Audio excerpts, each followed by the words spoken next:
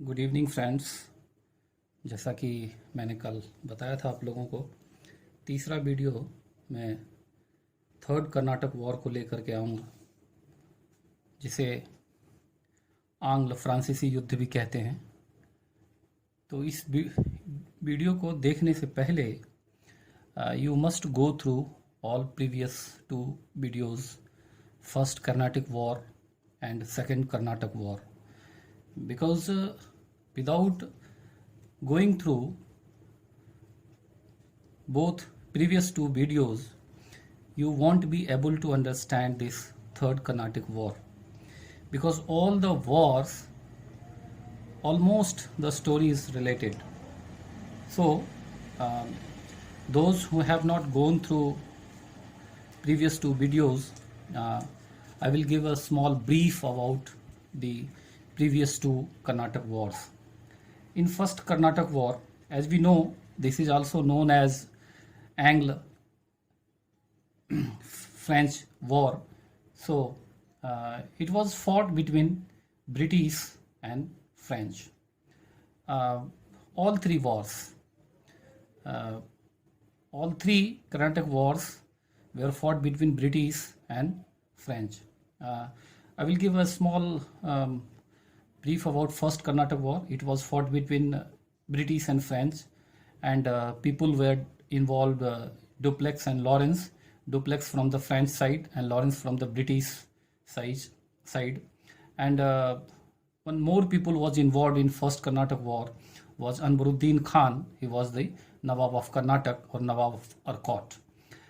The first Carnatic war period was from 1746 to 1748, and the war ended in 1748 with the Treaty of La Chapelle Treaty, and according to that treaty, Madras was given back to British in exchange of Louisburg in North America to France. तो इसलिए हम देखते हैं कि जो Europe में उत्तराधिकार का युद्ध हो रहा था, ऑस्ट्रिया उत्तराधिकार का युद्ध हो रहा था, उस युद्ध का प्रभाव यहाँ भी पड़ता है और यहाँ फर्स्ट कर्नाटक वॉर होती है और रिजल्ट इनकन्क्लूसिव रहता है, यानी यथावत स्थिति बनी रहती है युद्ध समाप्ति के बाद।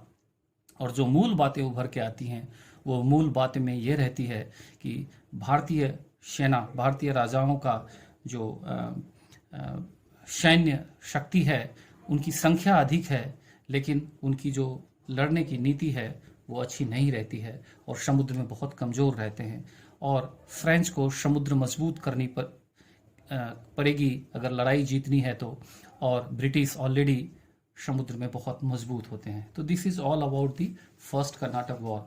सेकेंड कर्नाटक वॉर में हम देखते हैं कि जो डुप्ले की अधूरी इच्छा रह जाती है, उस अधूरी इच्छा को पूरी करने के लिए अपनी व्यापारिक गतिविधियों से ऊपर उठकर राजनीतिक गतिविधियों में हिस्सा लेने की सोचते हैं, और राजनीतिक गतिविधियों में हिस्सा लेने के कारण ही उसे मौका तब मिलता है जब निज़ाम के पद को लेकर के मुजफ्फर जंग और नासिर जंग के बीच में जो है कलह होती है, और नवाब पद को लेकर के चंदा साहब और मोहम्मद अली के बीच में कलह होती है। तो यहाँ एक त्रिपक्षीय गुट बन जाता है जिसमें चंदा साहब, मुजफ्फर जंग और फ्रांसीसी सेना एक तरफ रहती है, और मोहम्मद अली, नासिर जंग और अंग्रेजी सेना, ब्रिटिश सेना दूसरी पक्ष में रहती है।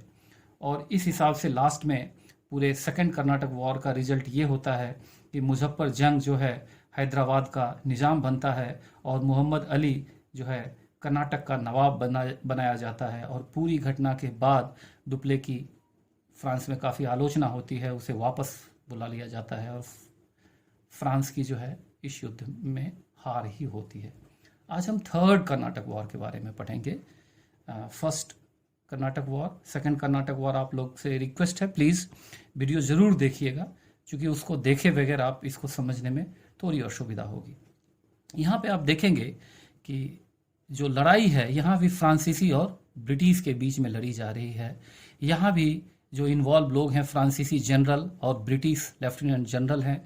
फ्रांसीसी जनरल काउंट डी लैली आ जाते हैं, डुप्ले ख़त्म हो जाता है, डुप्ले नहीं है, वापस बुला लिया जाता है, और सर आयर कूट जो ब्रिटिश से जुड़े रहते हैं। ये लड़ाई 1758 से 1763 के बीच लड़ी जाती है, और ये रिजल्ट पूरी तरह से ब्रिटिश जीत जाता है। और इस रिजल्ट के बाद फ्रांसीसी की यह आशा, यह उम्मीद कि भारतीय भूमि पर पांव जमाया जाए, राजनीतिक गतिविधियों में हिस्सा लिया जाए, पूरी तरह से समाप्त हो जाती। एक चीज और इस थर्ड कर्नाटक वॉर का इंपॉर्टेंस है। फर्स्ट टू कर्नाटक वॉर सिर्फ सॉदर्न इंडिया में लड़ा गया था, लेकिन थर्ड कर्नाटक वॉर बंगाल में भी लड़ा गया था। अब इसको देखते हैं कि एक्चुअल स्थिति क्या होती है। फर्स्ट कर्नाटक वॉर में हमको पता है कि ऑस्ट्रेलिया के सक्सेशन वॉर के लिए, उत्तराधिकार के लिए, दोनों फ्रांस और ब्रिटिश एक दूसरे के विपरीत पक्ष में रहते हैं। तो यहाँ भी तीसरी कर्नाटक वॉर में भी एक 7 ईयर वॉर होती है यूरोप में, 7 वर्षीय लड़ाई होती है, जिसमें यहाँ भी फ्रांस और यूरोप एक दूसरे के विपरीत फ्रंट में खड़े रहते हैं। दूसरी ओर पलासी की लड़ाई में बंगाल में ब्रिटिशर्स की जीत होती है। वो हमको जानते हैं कितनी मजबूत बड़ी जीत होती है पलासी की लड़ाई। उसके बाद ब्रिटिश फौज जो है फ्रांस से चंद्रनगर अपने नियंत्रण में ले लेता है। ये चंद्रनगर फ्रांसीसी सेना के कब्जे में रहती है, फ्रांसीसियों के कब्जे में रहती है।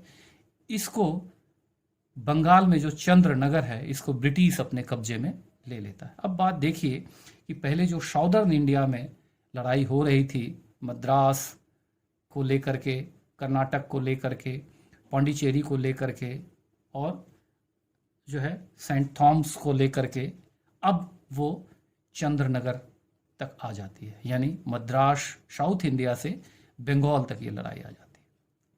अब क्या है कि फ्रांस क्या करता है कि इसके एवज में, इस लड़ाई को एवज में जो है सेंट जॉर्ज फोर्ट को, जो मद्रास के करीब था, उसको अपने कब्जे में ले लेता है और मद्रास को भी अपने कब्जे में लेने का प्रयास करता है। हमने जैसे फर्स्ट कर्नाटक वॉर में आप लोगों को बताया था, 3 समुद्री एरिया में बड़े क्षेत्र में से थे, जिसमें पांडिचेरी, सेंट जॉर्ज और मद्रास था।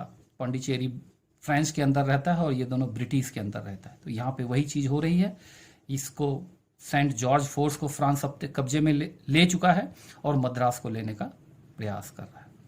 उसके बाद क्या होता है कि सर आयरकूट और काउंट डलाली के बीच में एक लड़ाई होती है, और उस लड़ाई को वांडीवास की लड़ाई बोलते हैं, जो 1760 में लड़ी जाती है।